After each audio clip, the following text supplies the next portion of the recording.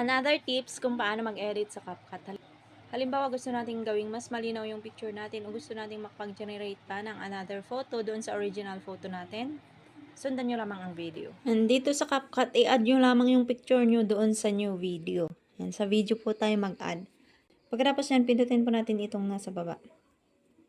Then, pindutin natin ang AI image. Dito, describe your image and how many results to generate. Ayan, i-describe daw natin kung anong gusto nating mangyari.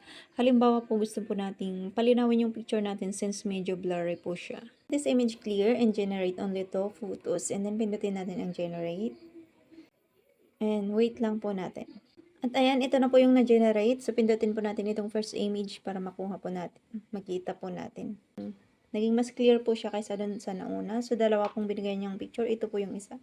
And so, medyo nagbago po. Pero mas clear din po itong isa. Para ma-download natin, pindutin natin itong save. Para mapunta po sa ating gallery.